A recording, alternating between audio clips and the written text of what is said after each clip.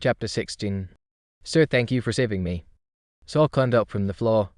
His legs were still a little weak, but he forced himself to stand and look the pink-bandaged man in the eye. The new apprentice, until you have enough knowledge and power. Don't stay in the East Tower alone at night, only your dorm is safe. His voice was low but incredibly clear. I am sorry, sir, I didn't know it. Don't say you be seen me. Saul was cut off before he could finish. The pink-bandaged man raised a hand and waved. A gentle breeze brushed past Saul, causing him to blink instinctively. When he opened his eyes again, he found himself standing outside Dorm 604. He quickly glanced both ways down the corridor. The flickering candlelight cast a dim glow, and everything was silent. No time to think. Saul opened the door and rushed inside. Midnight had passed. The blue hourglass instantly flipped. The sand that had just filled it began falling again. Time resumed its slow passage. On the 11th floor of the West Tower, 2 dormitory doors opened simultaneously.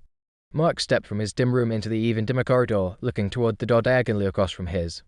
Midnight has passed, our deal ends here. ILL only act once, whether he lives or dies. He is just my junior from now on. There was no impatience on Mark's face, nor even a hint of a smile. Sid stepped out from the dorm across the hall, his expression slightly amused. Of course, that was the agreement, but don't you want to know why I'm so dead set on killing that kid? No. Mark turned and slammed his door shut. What about people who hang around corpses all day are all like that? Sid's golden hair looked dull in the faint candlelight. He lowered his head, the flickering light and shadows slicing across his face. For an instant, his expression twisted, then settled back into a dark calm.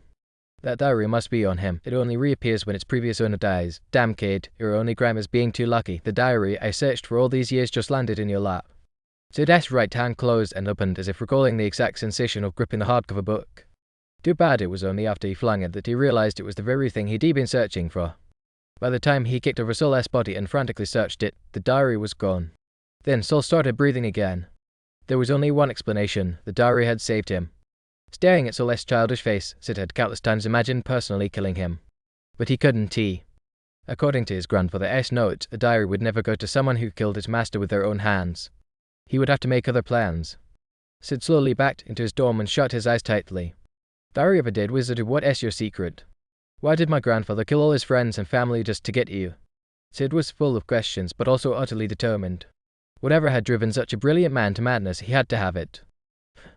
After a day of chaos, danger, and madness, Saul still had to wake up early for class the next morning. Life can be so cruel. It was past midnight now, and he forced himself to sleep. But the terrifying scene in the lab kept replaying in his mind. Was that lab incident connected to Senior Mark?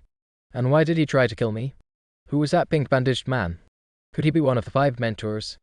Calling him the pink-bandaged man feels kinda rude. Saul tried distracting himself with irrelevant thoughts to stay alert. He was so powerful, just wiped out all those monsters in a flash. Let us call him Big Pink. Drowsiness began to settle in, and Saul felt himself drifting off. Knock, knock, knock. Is it morning already? Is Kelly here to wake me? Saul scrambled up and turned up the lamp, only to find it was just past 1 a.m. Knock, knock, knock. The knocking continued. Saul didn't want to get up. After what he'd been through, he was jumpy and on edge. Sir. The person outside the door couldn't wait any longer and called softly. The voice turned out to be the maid from the daytime. Saul went to the door and opened it just a crack. Sure enough, it was her. She wore a silky pink cloak that draped over her shoulders. Only her beautiful face and pale neck were visible, and below that it seemed she wore nothing. Saul stood behind the door. What do you want?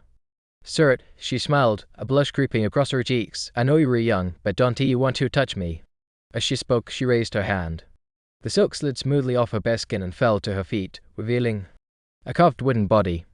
Saul instantly backed up and tried to slam the door shut. But she stuck her head through, her face wedged in the crack, only her mouth visible. Her lips opened wide, screaming, Help me, kill me, kill me, kill me. Knock, knock, knock. Still knocking. Saul's eyes flew open as he gasped for breath. A dream? He leapt from bed and turned up the lamp, checking the hourglass clock. 12:30 a.m. It really had been a dream. Saul grabbed the crystal orb by the table and crept toward the door. Who is out there? Thalans. I don't need special services, Saul said loudly. It is me, Kongsha. Ugh. Saul hesitated. How could he be sure it really was Kongsha? But he couldn't stay locked inside forever. He cracked the door just wide enough to slam it shut if needed. Outside stood a woman in a hooded gown, her delicate chin the only part of her face visible, lips downturned. Lady Kongsha. He stepped aside. Kongsha walked straight in and sat in Saul's chair, pulling down her hood. Her head was still terrifying, but after what Sol had just survived in the lab, he could now face it calmly. Evie had quite the thrilling apprentice life, that young and someone else already trying to get in your bed. Concha crossed her legs, resting her elbow on one and her cheek in her hand, her sensual, graceful figure fully on display. If not for that half-head, she was far more alluring than any maid. "You finally came to see me," Sol said, closing the door behind him. "Now you understand your situation, don't you? If you mean the fact that, for some reason, my strongest elemental sense was changed to dark element, then yeah, I think I get it." HMPH. Concha gave a cold snort. "You thought your elemental sense was impressive. If not for my help, you might not even have picked a main element." Sol paused. What she said was probably true. He had sensed all elemental particles during meditation, but weakly with each one. He walked up to Concha, softening his tone. "Senior Concha, are you here to help me?" "Of course. What? You think I came to offer you special services?" His smirk was icy as she held out her hand, revealing a small vial. It was the same medicine she'd given him before to treat his injuries. "Senior, what is this?" "A potion that temporarily enhances your sensitivity to dark elements." "This is the stuff I drank last time." "Not exactly. This one is different. You take a drop before meditating each day. It will keep your perception heightened for a few hours. After a month of adaptation, I'll give you a new one to help you reach 10 joules of magic in the first test." "How does she know I need 10 joules in the first test?" "Who told her?" Sol stared at the potion in front of him. He was tempted, but didn't he accept it right away? "Senior, can I ask, does it have any side effect?"